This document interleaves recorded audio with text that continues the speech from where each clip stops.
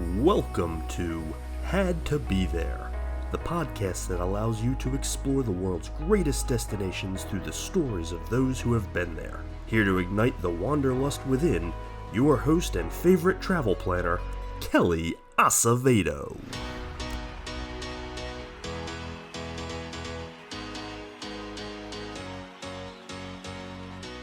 Welcome back to the Had to Be There podcast. I am your host, Kelly, and this is bonus episode 43 and a half. If you're joining from episode 43, welcome. If you found us organically, hey, super excited to have you here. I hope that you enjoy this bonus episode and tune in to hear the full episode wherever you get your podcasts and catch up anytime at hadtobethere.net. So I'm not going to waste any time today, guys. Here is episode 43.5. And I know you had a little bit of a scary experience on a trip in Africa. Yes. So tell me a little bit about this, and then I have questions. Okay, so I'm just going to give you a little background. So when I was raised in Dubai, we were living in an area called Jumeirah, where the zoo is also located.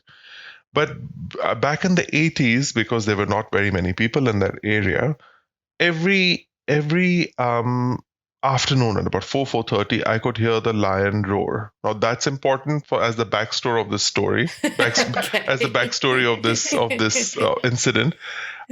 So I had that. Sometimes it was so loud, it was as if he was standing right outside the house or right outside my window. Goodness. And the zoo was not very far. I mean, I could walk to the zoo, probably a 10-minute walk. So, anyway, cut to 2006, and I'm in the Mara Safari Club in Kenya. And we flew from Nairobi to this safari club. So imagine you're in a 60-seater plane, and the plane is landing, and just as it's about to land, it takes off again. Oh. And the pilot is like, and I told my friend, I said, this was an aborted landing. I hope everything is fine. And the pilot was like, nothing to worry. Just a wildebeest just ran out on the runway. They are securing the wildebeest. So we're going to turn around. We're going to take a lap. Yeah. And then, yeah. So the trip started like that. It was just, and we were staying at the Mara Safari Club, which is known for it's situated near a river, which is full of hippos, and hippos can be very wild and very aggressive, so you have to be very careful. Right. And we had these luxury tent kind of settings. So the way it worked is, if you walked alone from the luxury tent to the main area where all the food was served, etc., you had to walk with a marshal who had a gun. Oh my goodness. So I was freaking out all the time anyway. And they were telling me, there are snakes here, and there's this here, and there's that here. And they were all, I think the whole resort kind of was in this little, freak Sandeep out kind of game. So on the morning of I think we went for 2 or 3 of these, as they call, game drives. I think on the first morning this was, we're driving and it's really rough terrain, and my elbow hit the window. Now, unlike glass, they don't have glass windows, these Jeeps. Right. They have acrylic windows. So the entire window popped out of the frame. Oh no. And I'm like, okay, this is nice. I mean, I'm in a wild animal safari, and the windows, they don't have a window, so anything can just pounce at Right. me. This is probably fine. yeah, like breakfast, yeah. Oh no. So the driver didn't think anything of it. He just took the window and popped it in the boot. And mind you, that the top is open, right? The top is anyway open. And we reached this one point, and the guide, they've already briefed us that don't make a noise, don't make this, don't make that. So we reach under a tree, and the guide is like, don't make a noise, just look up.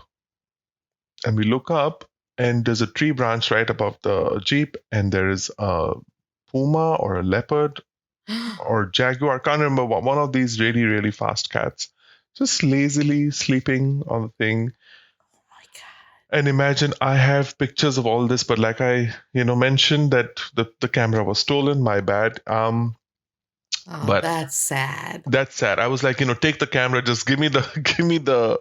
Right? Can I have the memory card, please? Exactly. I mean, but because it was stolen, I think my mind has etched all these things, even though it was Yes. 16 years ago. So we saw. I have a video, I think, on one of my, because back then, you had phones that didn't have much capability, but I think I have a video somewhere of we saw a kill. So we saw a lion, or was it a lioness? I think it was a lioness. Sorry, who pounced on the wildebeest, and just as we were crossing, and then we stopped the car, and then the way it works is that they radio all the other cars to come around if you're in the area, and then we saw the entire kill, and it was quite humbling.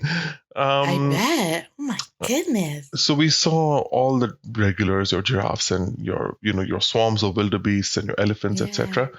But this particular incident was where we saw a pride of lions. So we were the first jeep to spot it, and of course they have very clear rules about how far you have to be, etc., etc. Right. So we literally went there and we switched off the Jeep. The driver switched off the ignition, and he radioed the others. And very soon you have like a semicircle of 8-10 Jeeps quietly watching this pride of lions. Wow. So there was one lion, there were 2 or 3 lionesses, and there were about 5 or 6 cubs. Okay, then they're all playing around, and they're all spotting each other, and etc., etc. And slowly, the one by one the cars started turning, the driver side turning the cars on and driving away. Now when our driver tried to turn the car on, it turned on, but it wouldn't reverse out because it was stuck in a patch of wet sand, or wet, like, not sand, sorry. Yeah. So and the people in my Jeep are like, yeah, the sun is setting. That's when the lion sets out to hunt, because the lionesses hunt in the day and the lions hunt in the night. And I am looking directly at the lion, and I don't have a window. So he tried to reverse the car. And nothing happened. Now, obviously, you can't get out of the Jeep, right? The moment you get out, it'll be like, okay. So he radioed cars for help. They all came. They surrounded the car in a circle so that the lion can't see human activity. Oh my God. He gets off. He takes a cable from one car and puts it on the end of his Jeep, and the Jeep pulls our Jeep out. And we think that we're in the clear, everything is fine. They back off, and we try reversing again. We get stuck again. No. And we repeat the same exercise one more time, where they surround the car. God. And this time the Jeep who's pulling us, they don't take any chances. They pull us way out, because it was literally the sun was setting, and that's the time when the lion moves. And it became a joke. I was so freaked out. I was like white as a sheet.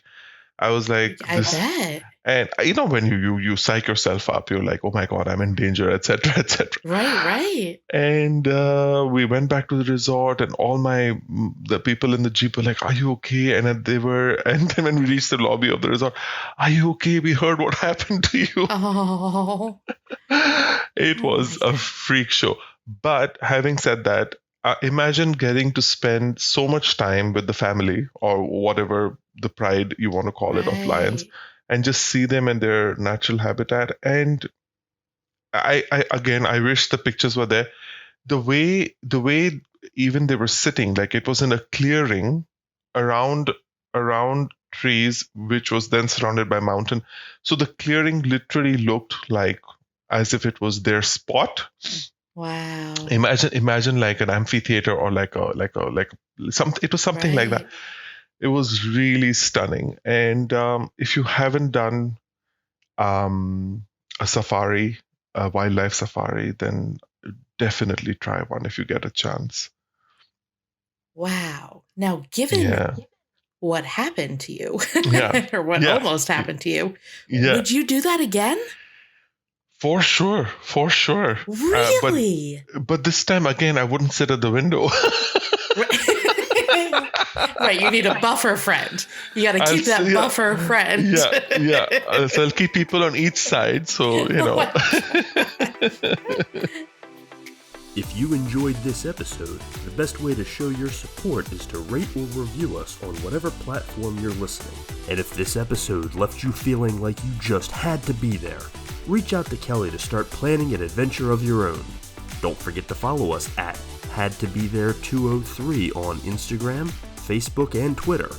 And visit our website, www.hadtobethere.net. Until next time, get out there and make your own Had to Be There memories.